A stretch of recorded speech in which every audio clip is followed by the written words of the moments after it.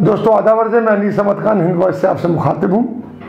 2016 में जिस सऊदी अरब ने प्रधानमंत्री हमारे नरेंद्र मोदी जी को अपने यहाँ सबसे बड़ा सम्मान दिया था, यानी किंग अब्दुल अजीज सास से सम्मानित किया था। बहुत बड़ा अवार्ड है सऊदी अरब का।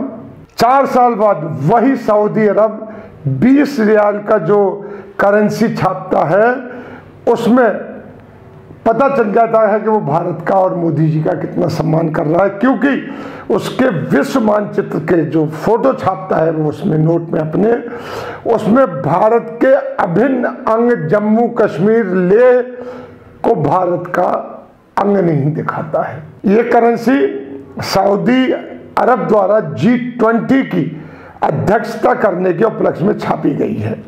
G20 का गठन 24 सितंबर 1999 को हुआ था, जिसमें विश्व के 20 सबसे बड़े औद्योगिक और सबसे मजबूत आर्थिक स्थिति वाले देशों को मेंबर बनाया गया था।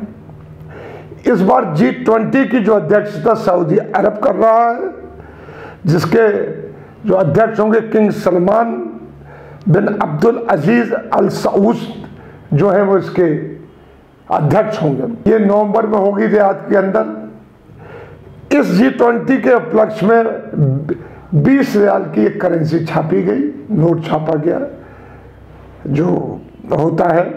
उसमें देश के 2 अभिन्न अंग जम्मू कश्मीर और लेह, जो पाकिस्तान ने विवादित भी बना रखे हैं, उनको नहीं छापा गया है। तो नक्शा छापा गया, वो देखिए जो स्क्रीन पे चल रहा है, उसमें ऊपर का हिस्सा बिल्कुल नदारद कर दिया गया है। जैसे सऊदी अरब को उसके बाद जैसे सऊदी अरब के उनके भारत स्थित जो राजदूत हैं डॉक्टर सऊद मोहम्मद अल सती, उनके माध्यम से भारत ने अपना जो विरोध है वो दर्ज करा दिया है।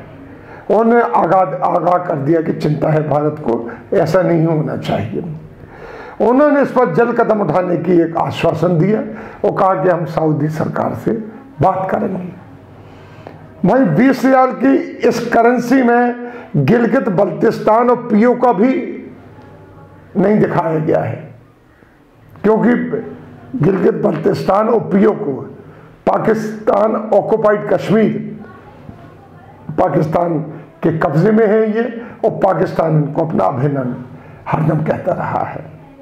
हंगामा हुआ, जबकि गिलगित बल्तिस्तान और पीओ को भारत का हिस्सा हम मानते हैं और है। वहीं गृह मंत्री अमित शाह ने 2019 5 अगस्त को बड़े डंके की चोट पर कहा था कि गिलगित बल्तिस्तान और पीओ को कौन छुड़ा के रहेंगे, हमारे हिस्से हैं। लेकिन वहाँ पर गिलगित बल्तिस्तान में पाकिस्तान ने चुनाव करा दिए हैं। पीओ में तो पहले से ही विधान परिषद का, विधानसभा का गठन उनके यहाँ पे पहले से ही है। वैसे देखा जाए तो सऊदी अरब पाकिस्तान के करीबी है, ये बड़ी हकीकत है। और कुछ और हकीकत हैं जिनको सुन के आपकी आंखें खुल जाएंगी कि यहाँ तक कि 1970 से पाकिस्तान की फौज सऊदी अरब में है, वहाँ के सैनिकों को ट्रेनिंग भी देती है 1970 से। 2018 में 70,000 पाकिस्तानी फौजी सऊदी अरब की फौज के साथ मिलकर काम कर रहे हैं। कुछ तो जहाँ जहाँ सऊदी अरब युद्ध कर रहा है वहाँ हिस्सा ले रहे हैं।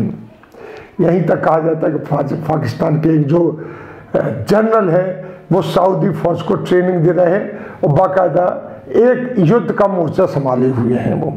कुछ लोगों का ये कहना है कि जो एक करेंसी छपी है 20 रियाल की G20 के उपलक्ष्य में, उसमें भारत पाकिस्तान के जो विवादास्पद हिस्से हैं उनको ना छापना, ये अरब की एक डिप्लोमेसी है। वैसे तो कहा जाता है कि अरब ज़्यादातर झुका हुआ है भारत की तरफ। यहाँ आए उनके जो सलमान है, प्रिंस सलमान, उन्होंने कई इन्वेस्टमेंट किए यहाँ पे।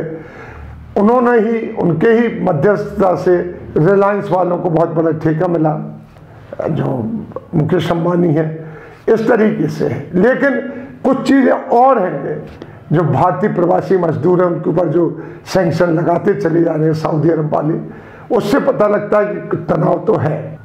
अब वो किस बात पे तनाव है वो नहीं कह सकते, क्योंकि जहाँ भारत को सम्मानित करते हैं वो वहीं इस तरीके की बातें करना समझ में नहीं आता कि क्या होगा।